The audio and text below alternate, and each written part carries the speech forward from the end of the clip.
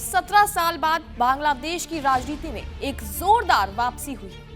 तारिक रहमान की बीएनपी प्रमुख और पूर्व प्रधानमंत्री बेगम खालिदा जिया के बेटे तारिक रहमान की घर वापसी को समर्थक नया सवेरा बता रहे हैं, तो वहीं आलोचक इसे पुरानी साजिशों की नई शुरुआत मान रहे हैं। जी हां, उनकी वापसी ऐसे वक्त में हुई है जब बांग्लादेश राजनीतिक अस्थिरता, हिंसक आंदोलनों और कट्टरपंथी इस्लामिक ताकतों के उभार से गुजर रहा है।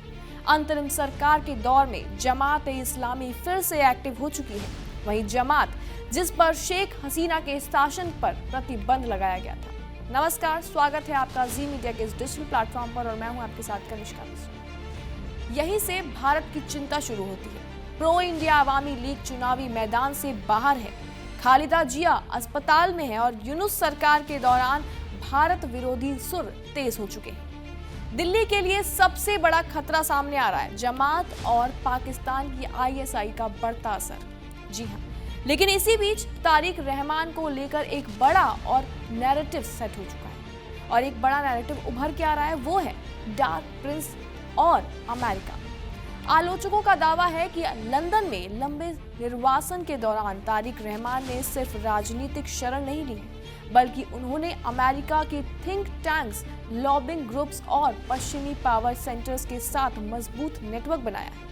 और यही वजह है कि उन्हें अक्सर वॉशिंगटन की पसंद के तौर पर देखा जा सकता है। कहा जाता है कि शेख हसीना सरकार के खिलाफ अंतर्राष्ट्रीय मंचों पर जो दबाव बना, उसमें बीएनपी समर्थक नेटवर्क की बड़ी भूमिका रही। डेमोक्रेसी, ह्यूमन राइट्स और फ्री इलेक्शन, बिल्कुल वही भाषा, वही शब्दावली जो अमेरिकी विदेश नीति का स्थायी हथियार रही है। हालांकि बीएनपी इन आरोपों को सिरे से खारिज करती है। चुनावी गणित की बात करें तो सर्वे बताते हैं कि बीएनपी सबसे बड़ी पार्टी बन सकती है, लेकिन उसकी पुरानी सहयोगी जमात अब सीधे चुनौती बन चुकी है। जी हां, ढाका यूनिवर्सिटी छात्र संघ चुनाव में जमात की जीत ने इस डर को और भी ज्यादा पुख्ता कर दिया है। भारत के लिए दिलचस्प बात यह है कि तमाम पुराने तनावों के बावजूद दिल्ली बीएनपी को जमात से बेहतर विकल्प मानती है। 1 दिसंबर को प्रधानमंत्री नरेंद्र मोदी द्वारा खालिदा जिया के स्वास्थ्य को लेकर चिंता जताना और बीएनपी का धन्यवाद संदेश रिश्तों में एक दुर्लभ पॉजिटिव संकेत माना जाता है।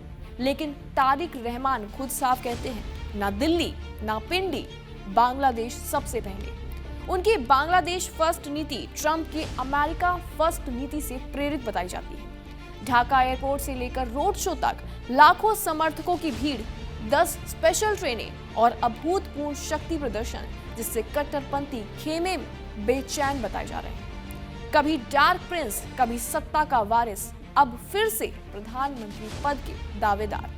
अब सवाल ये उठता है कि क्या तारिक रहमान वाकई अमेरिका का पिट्ठू है या बांग्लादेश एक नया रास्ता चुनने जा रहा है।